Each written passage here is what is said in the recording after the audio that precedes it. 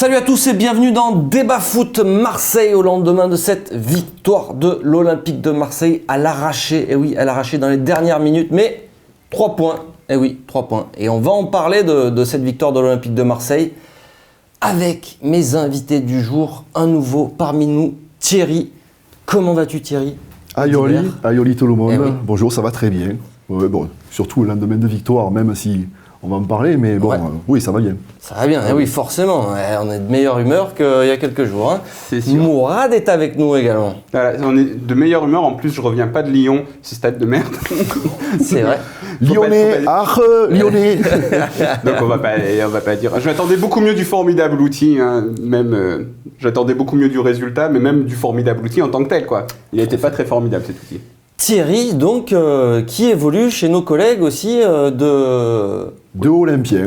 Olympien. Pour l'instant, il y a juste le compte Twitter Olympien, le site. Voilà. Il y aura bientôt un site, olympien.fr, qui est en train de se bâtir. Ça prend un peu de temps parce que il faut le prendre. Ouais. Avant, ça s'appelait TweetOM Talk Show. Julien était venu aussi chez nous. Qui est toujours animé par Julien, qui maintenant s'appelle Olympien, et puis qui est une émission très sympa, tous les lundis à partir de 21h. C'est fait uniquement par des supporters passionnés, jeunes, c'est pour ça que je les ai rejoints, parce que j'avais envie de prendre un peu d'élixir de jeunesse, et ça me fait beaucoup de bien parce qu'on se marre bien, il y a vraiment une équipe sympa, on tourne, et ça marche. Et voilà, on rigole bien. Voilà. Et Mourad participera aussi, il a déjà participé d'ailleurs? Non, pas encore. Tu participeras un jour, c'est des petits échos. Est-ce que vous voulez connaître le programme de cette émission? Parce que j'ai décidé, en fait, toi tu pensais que j'avais oublié de donner le programme, mais non.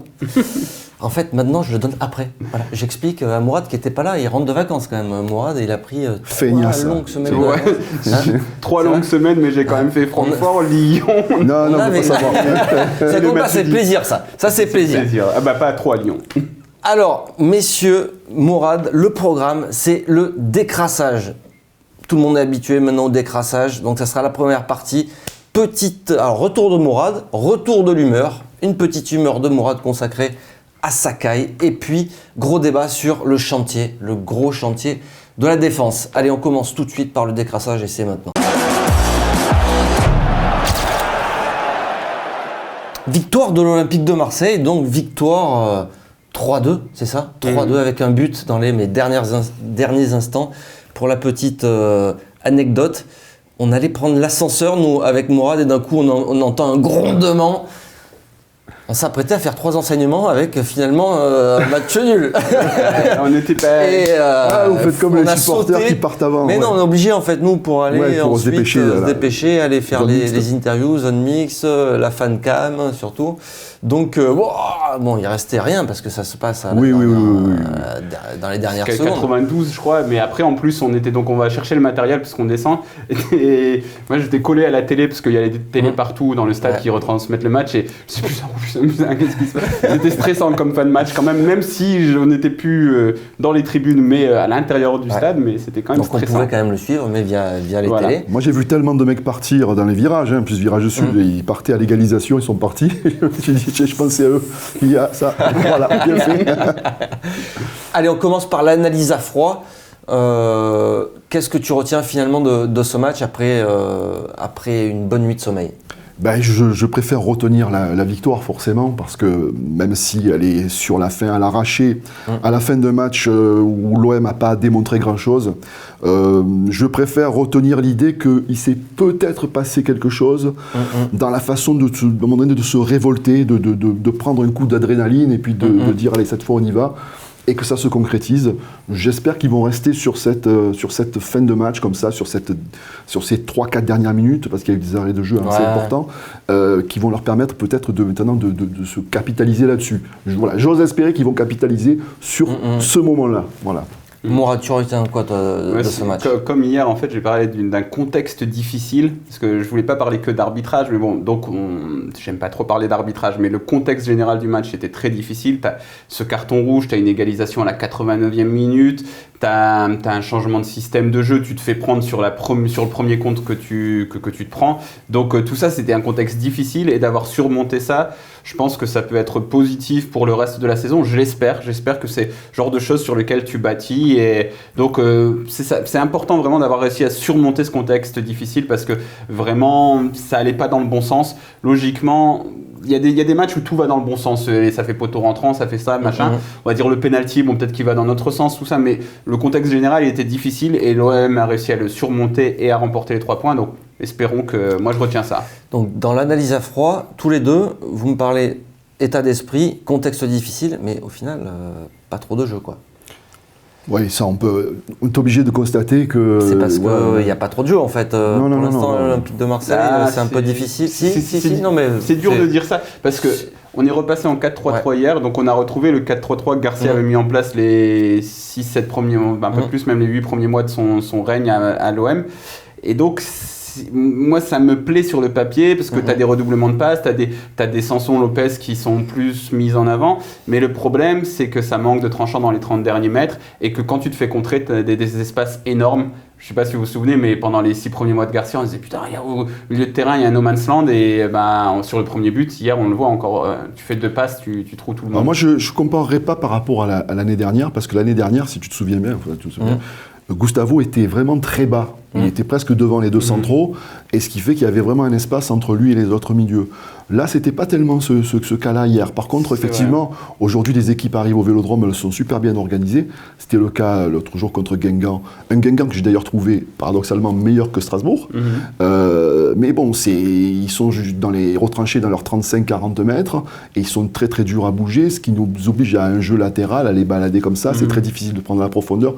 Il y a eu très très peu de profondeur de prise. Il y a Thauvin sur une première frappe qui arrive à la prendre, et puis après, ça a été un peu basta, quoi, tu vois. Puis je pense que vu qu'il rechange le système, et comme tu dis, comme quand tu parles de Gustavo qui était beaucoup plus bas, en fait, parce que Strootman, c'est pas un milieu défensif, quoi, c'est plutôt un milieu relayeur. Et sur le but, notamment, tu le vois, il monte très haut, en fait, il monte pour aider ses partenaires. S'il récupère la balle, tout le staff hurle de joie parce que donc tu récupères un ballon à 30 mètres des buts, mais c'est pas l'attitude d'un milieu défensif. Et bon, il y a un peu de ça aussi, il y a encore un peu de bricolage, mais au niveau du jeu, moi je pense qu'il faut persister avec ce 4-3-3 et qu'on... Tu parles de... Il se cherche ce 4-3-3. C'est clair que, moi je trouve que, alors que l'équipe a relativement un peu bougé, l'OM cherche son identité de jeu, son empreinte 2018-2019 l'a pas trouvé, ça patauge un peu, ça nous donne cette impression en plus que les joueurs semblent avoir du mal à se sublimer.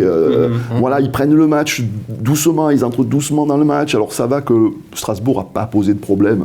Voilà, Mandanda en première mi-temps, il n'a pas grand-chose à faire, pratiquement rien. Donc, mais en même temps, voilà, ça t'endort. Et d'ailleurs, c'est ce qu'a dit Loré. Hein, il a dit on était venu pour les endormir, et effectivement, ils avaient réussi. Mais Mourad parlait des redoublements de passes. Après, on va avancer parce que j'ai l'impression que Mourad me dit avance dans le décrassage, il y a d'autres points. Il est ventriloque, j'ai rien entendu. Oui, non, mais on arrive à se parler mentalement, tu vois. C'est Laurel et c'est la 4e dimension ici. Mais il parlait de redoublement de passes. Est-ce que ça, justement, ça n'a pas tendance à ralentir le jeu, du coup ça manque de percussion, il y a moins de joueurs percutants. Si on se souvient bien, le dernier match au Vélodrome, quand Rudy Garcia fait rentrer Lopez parce que ça allait pas bien, ça s'est déclenché, c'était contre Guingamp, ça s'est déclenché quand Lopez rentre et commence justement à faire des petites passes, à jouer au ballon, et tout s'est enclenché derrière, et les 4 buts sont arrivés, ou les 3, je sais plus. Mais donc ça me dérange pas tellement, mais à un moment donné, il faut que ça produise quelque chose. Hier, malheureusement, ça produisait rien, quoi. Allez, on avance. Le fait du match, Mourad, pour toi, c'est quoi ? C'est le penalty que l'OM réussit à obtenir. Alors Thierry Lauré était vraiment très mécontent. D'ailleurs, surtout sur Yatus, c'est à moi qui répond. C'est à moi qui dit je suis content d'avoir quelqu'un qui est contre l'arbitrage vidéo, etc. Bon, moi je sais pas trop comment juger cette décision. J'ai l'impression qu'il y a quand même un contact sur Thauvin. Donc, mais en tout cas, le fait qu'on obtienne ce penalty, parce qu'à ce moment-là, quand tu as une équipe qui joue très haut, qui se fait prendre sur le premier compte qu'elle prend, ça peut être très mauvais pour le reste du match parce qu'après ils jouent un peu avec la pétoche et ils attaquent plus, ils poussent plus leurs actions. Donc d'obtenir ce penalty à la 39e minute, ça change tout, quoi. Ça te remet dans le match. Et donc voilà, le fait du match, c'est ça pour moi.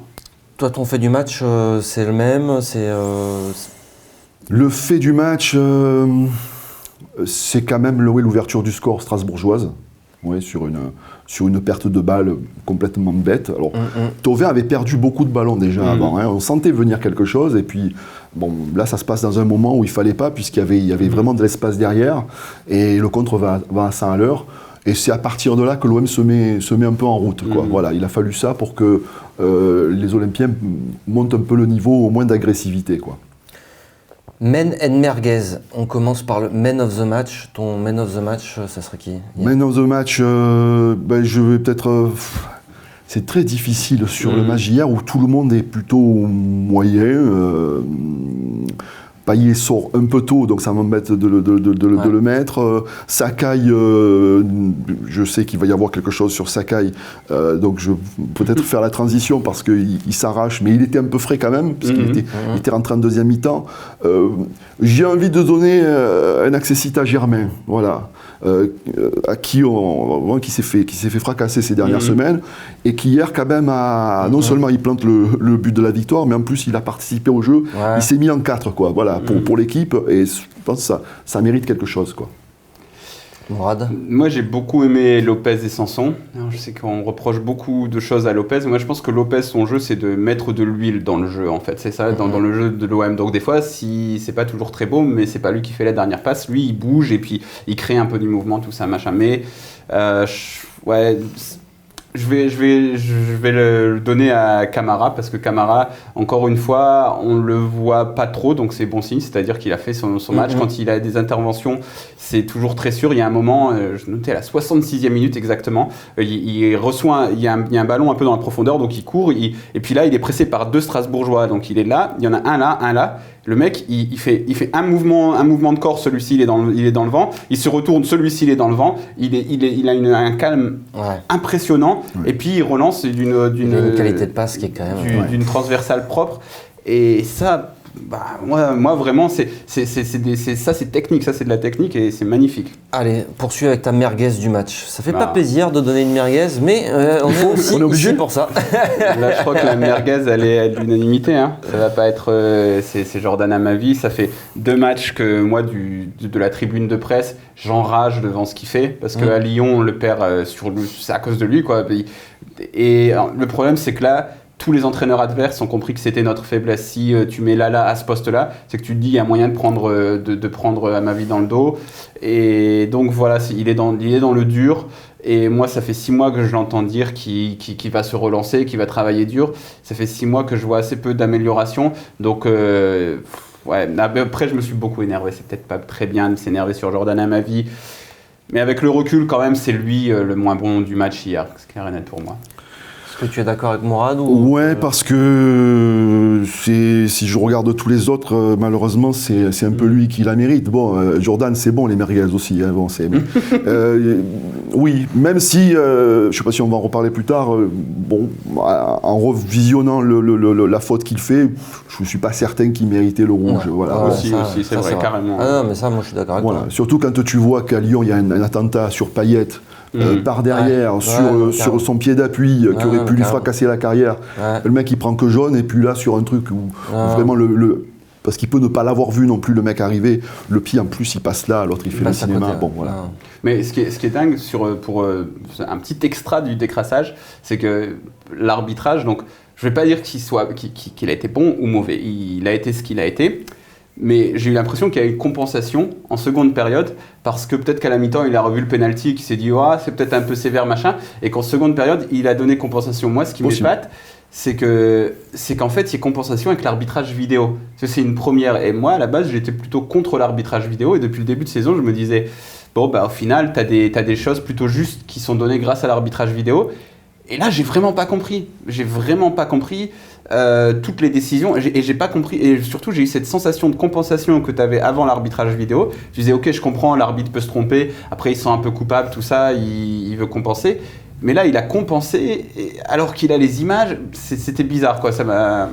Ouais, ce qu'on peut dire, c'est que là où on attendait que le VAR rétablisse toutes les injustices, les enlève, etc. On s'aperçoit que c'est pas tout à fait ça. Ah bah non, c'est pas tout à fait ça. Voilà, nous on a eu des soucis aussi d'oreillettes, de machin en début de saison. Voilà. Allez messieurs, on avance et on va passer à l'humeur du jour. Et Mourad est de bonne humeur.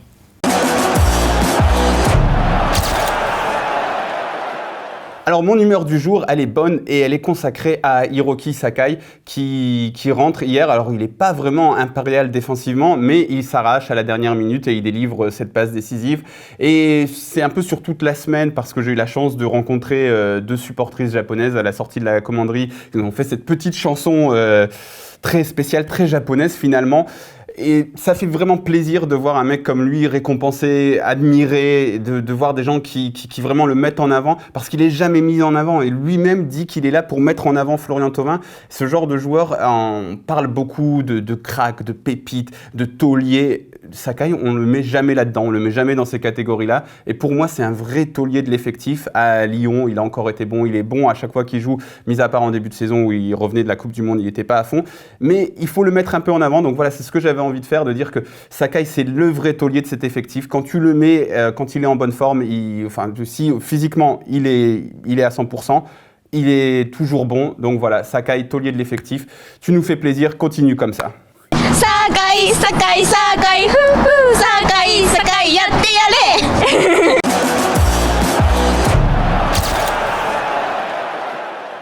Allez, le gros débat du jour, c'est le gros chantier de la défense. Eh oui, le gros chantier. Pourquoi l'OM est triste 18e, c'est ça? Alors, j'ai les chiffres, très exactement, je vais vous les donner. 18e défense de Ligue 1. Seul Guingamp fait pire que nous, messieurs. Ouais, parce qu'on est 18e à égalité avec Nîmes. Égalité avec Nîmes, et l'OM a encaissé déjà 13 buts en 7 matchs. Ça fait quand même beaucoup. Et pourtant, Rudy Garcia nous a expliqué durant tout l'été que c'était le chantier principal, c'était de renforcer cette défense. Pourtant, on a l'impression que ça s'est encore appauvri. Est-ce que tu arrives à avoir une explication à ça? Non, dans un premier temps, je me dis qu'on ne peut pas faire pire. Donc on a une belle marge de progression. Donc on peut avoir des lendemains qui chantent. Il reste une petite place à aller chercher, la 19e. Voilà. La 20e. La 20e. Ouais. Les Guingamp, ils sont bien partis là. Non, et puis effectivement, c'est un poste. La défense centrale n'a jamais été très stable. Rami est revenu un peu hors de forme. Il a fait quelques saucisses. Il se blesse. Tchaleta Tsar se fait exclure et lui aussi est arrivé. Il n'était pas encore présentable. Bon, voilà. Rudy Garcia qui tarde à installer Camara, mais quand il le fait, le petit Bouba merde contre Rennes. Donc il sort. Donc effectivement, il y a un souci de ce côté-là. Mais bon, comme on dit généralement, c'est pas seulement la défense qui est en cause, c'est un peu tout le bloc équipe qui peut-être fait pas le frein nécessaire pour que la défense soit efficace. Bon, il y a Gustavo qui a l'air de commencer à montrer ses limites aussi dans le système. Alors on souffre, à ma vie bien sûr. Comment tu expliques ça, toi Je pense que Thierry a bien fait un peu le panorama de la situation. C'est qu'on a beaucoup de problèmes d'effectifs en fait. On a beaucoup de joueurs, mais il y en a qui sont revenus hors de forme, il y en a qui se pètent, il y en a qui doivent pas jouer à ce poste-là. Donc au final, alors qu'on a fait on a fait un gros effort de recrutement là-dessus, on est un peu dans la panade et je pense aussi qu'il y a 2 choses, je pense qu'on peut mettre au niveau de l'effectif. Il y a Gustavo qui est le mec expérimenté, donc Garcia veut mettre là pour qu'il rassure tout le monde, mais en fait, c'est pas un défenseur central. Et tu as de l'autre côté Camara, qui est pas expérimenté, mais qui est ton meilleur défenseur central. Donc tu as ces 2 facteurs qui, je pense que là, Garcia, il a pas fait les bons choix. Il en a fait beaucoup parce qu'on va s'y rappeler qu'on est la 2e meilleure attaque de Ligue 1. Donc il y a ça, il y a l'autre côté, il faut toujours voir le yin et le yang. Mais il y a ces 2 trucs, Gustavo et Camara, c'est un peu pour la défense centrale, parce qu'on va pas s'acharner encore sur Amavi. Il y a ces 2 trucs-là, je pense que là, il faut, au niveau des choix, il y a quelque chose à changer là-dedans. Parce que Camara, c'est ton meilleur défenseur si tu regardes les prestations. Si tu regardes toutes les prestations qui ont été effectuées depuis le début de saison par tous les défenseurs, tu as parlé de sa petite couille contre Rennes. Mais c'est une toute petite erreur. Si Rami derrière... Non, mais c'est parce qu'il... Toute petite couillette. Non, mais c'est une petite erreur. Il prend un carton parce qu'il est en retard. Ouais, il est pas au top, mais... T'as l'impression aussi que c'est le meilleur défenseur de l'OM actuellement, pour toi, c'est clair que je suis un peu comme tout le monde, c'est-à-dire je n'arrive pas trop à comprendre pourquoi Rudy Garcia retarde autant le fait de l'installer dans ce poste qui est le sien et dans lequel il a l'air de pouvoir exprimer toutes ses possibilités. Ouais, c'est clair que ce garçon, c'est là qu'il faut l'installer. Maintenant, Rudy Garcia a sûrement de meilleures raisons que moi, il le voit à l'entraînement, et il a plus... Donc je suis un petit peu sur la réserve, quoi, je sais pas. Parce que si tu prends ces matchs individuellement, donc contre Toulouse, il est excellent. Limite, le meilleur joueur du match. Bon, nos offensifs a été très bons. Contre Rennes, il fait une première mi-temps moyenne, il est pénalisé direct, il sort. Et contre Francfort, il joue au poste d'arrière gauche, si je il dis sort pas de aussi bêtises. parce qu'il se prend un carton. Ouais, aussi, c'est vrai. Mais il joue au poste d'arrière gauche, il est encore plutôt très bon contre Francfort.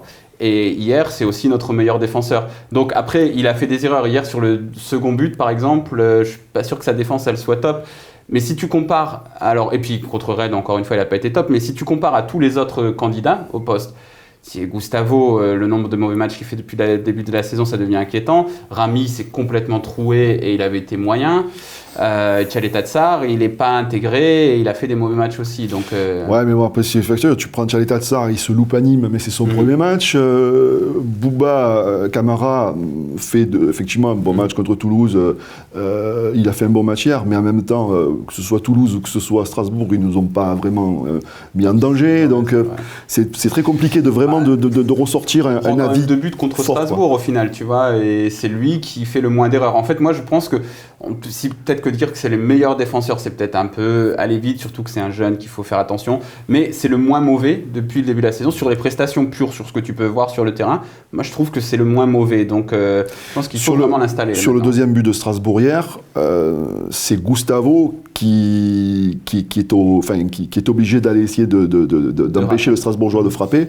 Voilà, Camara, c'était sa zone, il n'y est pas. Alors je sais pas, j'ai pas revu. Il monte beaucoup parce que moi je l'ai revu plusieurs fois, justement, je me suis dit est-ce qu'il défend bien, parce qu'il monte sur Sadi qui est un autre attaquant strasbourgeois et il sort un peu mal, je pense, sur lui, et après il est un peu statique et il laisse le Strasbourgeois, parce que si tu sors, faut découper le mec, au moins tu le laisses pas faire sa passe, mais il le laisse faire sa passe, et après logiquement l'OM fonctionne toujours avec cette charnière là où tu as un mec qui sort sur l'attaquant adverse, donc je pense que c'était un peu son rôle mais qu'il l'a mal fait là, donc c'est une petite erreur, il est pas non plus exempt de tout reproche.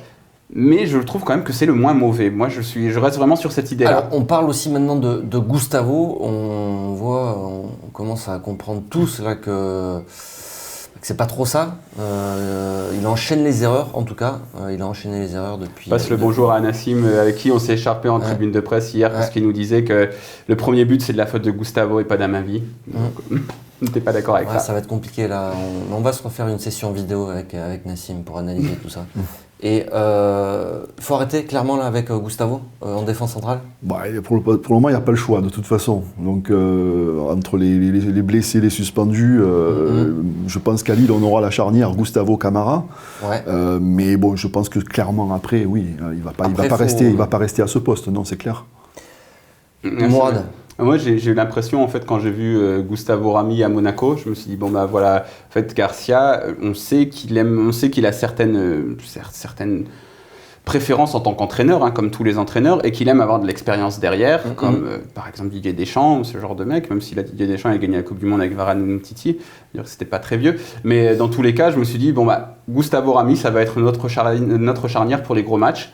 Et là, avec Rami qui s'est pété, avec Gustavo qui enchaîne les mauvaises performances, je me dis que... Gustavo, Rami, tu pensais que ça allait être la charnière Je pensais vraiment, moi j'aurais mis ma main à couper là-dessus, mais si Gustavo il avait continué à être bon à ce poste-là et que Rami s'était pas blessé, je peux te dire que ça aurait été ça, quoi. À Lyon, on aurait eu ça, même si tu avais eu Tchaleta Tsar, Camara dispo, tu aurais eu Gustavo Rami.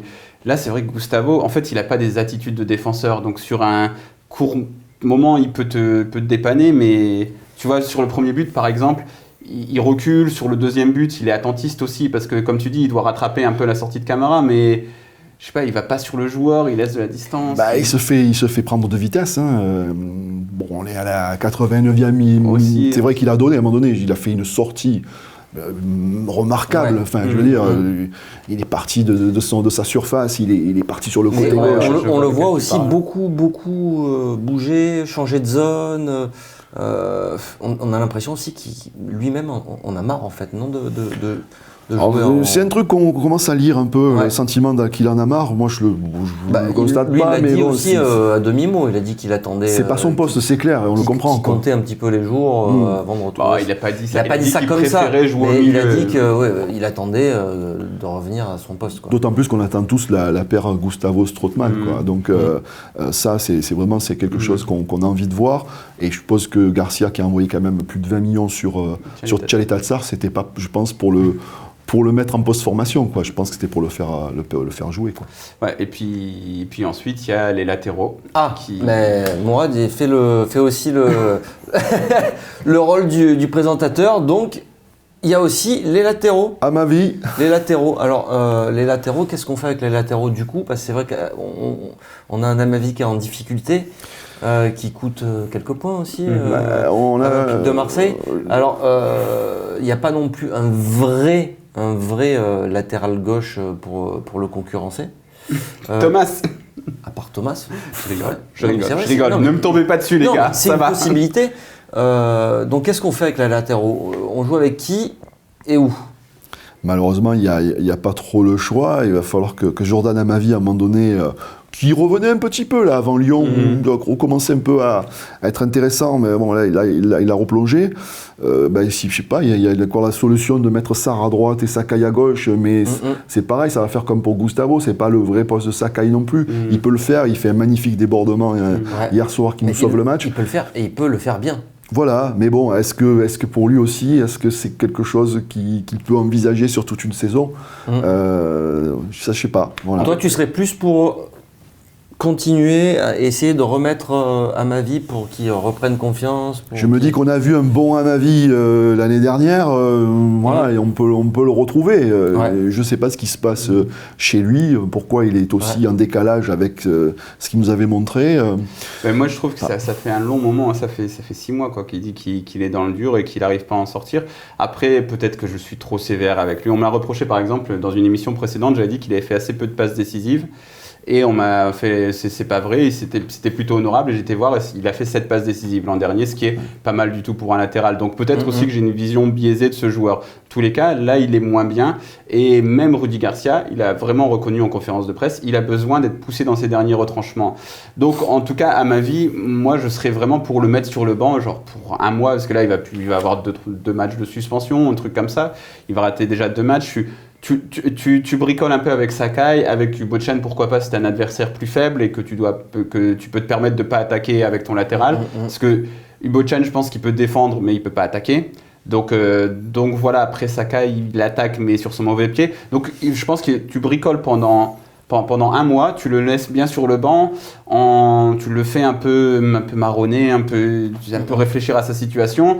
Peut-être qu'après il revient et que je pense qu'il a besoin de ça en tout cas. Revenir avec les crocs parce que c'est vrai que là il faut solidifier cette défense là. On est condamné au bricolage de toute façon. Je pense que la vraie défense de l'OM, on la verra pas avant peut-être un mois et demi, quoi. Ouais. Alors, est-ce que vous pensez, messieurs, que le système de jeu est aussi une des causes des problèmes défensifs de l'Olympique de Marseille? L'OM qui commence la saison en 4-2-3-1, qui passe maintenant en 4-3-3. Ça peut être une piste aussi, Thierry? Je sais pas, parce que autant par exemple le match contre Guingamp, on commence en 4-2-3-1 et on finit en 4-3-3 et on emporte le match en 4-3-3. Et ce que je me souviens avoir dit, c'est que c'était pas une question de système, on aurait commencé contre Guingamp en 4-3-3, on aurait eu les mêmes difficultés. Et on l'a vu hier, on était en 4-3-3, on a eu les mêmes difficultés.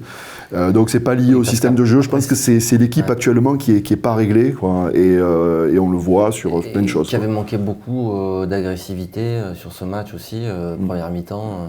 Et même là aussi, on sent que il y a un problème d'agressivité et d'intention, d'intensité, quoi. Là, tu prends pas mal de cartons. Je pense même que. Oui, non, mais je pense moi, que je les te parle joueurs, pas des ils avaient coups que tu vas envie de mettre. C'est plus de l'intensité et du rythme que tu vas mettre à la fois pour aller gratter des ballons ou offensivement. Je pense que Thierry, système, il a raison quand il dit que, par exemple, contre Guingamp, si on avait commencé en 4-3-3, on aurait eu d'autres... Je pense que les deux systèmes, ils te posent des problèmes défensifs, des problèmes différents, parce que le 4-3-3, donc tu es obligé de jouer très haut en bloc, et donc tu as des gros espaces, et dans le 4-2-3-1, bah, c'est au niveau des compensations où ça fonctionnait pas ces derniers temps. Donc dans tous les cas, tu as des problèmes, et j'ai aussi lu sur Gustavo, dit qu'il est mauvais parce qu'il joue à ce poste-là, mais le vrai problème, c'est son niveau tout court. Certains se disent qu'actuellement, il n'est pas au niveau qu'il avait l'an dernier et que même si tu le mettais au milieu, ça ne changerait pas grand-chose.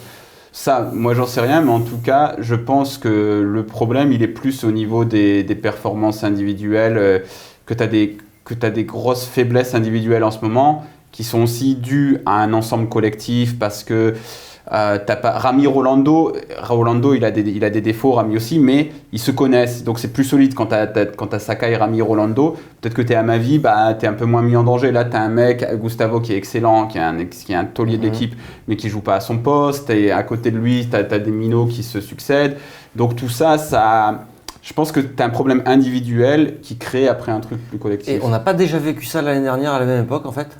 Oui, on peut le dire. Hein, à l'époque du 6-1 à Monaco, du 3-1 contre Rennes, on était dans la même configuration. Quoi. Ouais, là, ça se fait un petit peu plus tard parce que les choses s'embringuent mal. Effectivement, les blessures, comme l'a dit Garcia en conférence de presse hier, l'année dernière, on avait été complètement épargné par les blessures. Il y a juste Rami qui s'est blessé une fois. Abdenour aussi qui s'est souvent blessé. Il est toujours sous contrat, Abdenour. Oui, c'est une Abdenour, c'est une catastrophe. Vrai, on n'en a pas parlé d'Abdenour. Lui pourrait rendre des services peut-être à cette charnière. Personne n'en parle. Non. Le pauvre. On va le laisser travailler ses abdos tranquilles. Hein, voilà. On s'était tous fait des films. Il va revenir fit. Regardez les abdos qu'il a. Et ça y est, on a retrouvé l'Abdenour de Monaco. Bon, après, on va un peu aussi tempérer en disant qu'on est quand même meilleure attaque et que parce qu'il y a eu je sais plus qui a sorti, c'était Canal ou RMC qui a sorti cette stat. L'OM a la pire défense, machin. La dernière fois que c'est arrivé, on a fini 12e en 1985. Ouais. Bon, mais on n'avait peut-être pas la deuxième meilleure attaque de Ligue 1. On avait peut-être, le contexte était différent, quoi. Donc, on a de gros problèmes en défense, mais pour le moment, le reste de l'équipe arrive à les compenser. Il faut le dire aussi, c'est important. Et donc, pour la suite, tu es confiant quand même. Tu te dis une fois que on va retrouver tout le monde avec le physique, les blessés. Je pense qu'à un moment donné, ça va se remettre en place et que ça va durer. Là, il faut vraiment faire le gros dos, quoi. Vraiment, là, le dimanche soir, on va à Lille. Il faut y aller en mode commando et protéger ses buts et puis essayer de faire le hold-up, quoi. Voilà. Le hold-up carrément à Lille, je ne sais pas si cette équipe est capable aussi de jouer, tu vois, défensif, quoi. Et puis, défensif, pourquoi il faut aller à Lille pour jouer défensif? Faire le jeu en ce moment, je ne sais pas si on est capable si on a tous les atouts pour des joueurs suffisamment en forme pour arriver à faire le jeu et l'imposer, et puis voilà. Après, c'est vrai que si tu joues comme hier, avec Pépé, Ikoné et Bamba qui vont très vite à Lille, parce que la Lille tourne bien, avec notamment Nicolas Pépé, que je pensais être une arnaque et je m'étais encore bien trompé, parce que il est en train de se révéler. Enfin, je comprenais pas pourquoi Zubizarreta, Bielsa, tout le monde kiffait ce joueur. Mais là, je commence à voir pourquoi, du coup, vu qu'il y a quelques années de plus. Donc, c'est vrai que c'est des flèches, et j'avais vu Lille-Rennes. Et c'est vrai que quand tu leur laisses... Non, Lille-Guingamp d'ailleurs, Lille-Guingamp plutôt. C'est en Bretagne, c'est la même chose. Et quand tu leur laisses des espaces, ils sont très difficiles à gérer. Donc, je ne sais pas s'il faut faire le jeu, mais cette équipe, est-ce qu'elle est capable, même quand tu vas à Lyon, tu y vas pour faire le jeu, est-ce qu'elle est capable de jouer en bloc bas? Est-ce que c'est ce que Rudy Garcia leur a appris à faire? Je pense qu'il devrait être capable de le faire aussi. Ça fait partie du bagage, même si le jeu de Rudy Garcia, c'est la possession. Peut-être qu'il y a des moments où quand tes éléments forts ne sont pas encore tous alignés sur le même niveau, que l'équipe n'est pas calibrée, elle est pas encore, les boulons ne sont pas serrés, peut-être qu'il vaut mieux... il vaut mieux être attentiste et puis exploiter des bonnes opportunités quand elles se présentent. Et pour ça, il nous manque NJ pour aller cette flèche qui nous permet d'aller 3 semaines, je crois, c'est ça la profondeur. La flèche blonde. Messieurs, on s'arrête là. Déjà ? Eh oui, ça y est. Ça vite. Tu reviendras, ça passe très vite. Mais effectivement, tu reviens quand tu veux. Tu es le bienvenu ici. Eh bien, j'en suis ravi. J'espère que ça t'a plu. On rappelle Olympien, le site. Olympien le site, alors @Olympien le site sur Twitter pour suivre toutes les publications des uns et des autres. Tous les lundis, le talk show. Et tous les lundis soirs à 21h, le talk d'Olympien. Parfait, Mourad. Tu reviens quand tu veux, toi aussi. Mais Pas le choix. ça sera. Toujours la même blague, hein, c'est le running gag. Merci à tous en tout cas de nous avoir suivis. À très bientôt pour un prochain débat foot Marseille. Ça sera donc lundi, lendemain de cette très belle victoire de l'Olympique de Marseille, bien sûr. Ça sera. Non, je vais pas dire ça parce que ça va porter la poisse. Je suis très superstitieux, donc j'enlève cette phrase. Mais on se retrouve quand même lundi. À très bientôt. Ciao. Sakai, Sakai, Sakai, Sakai, Sakai.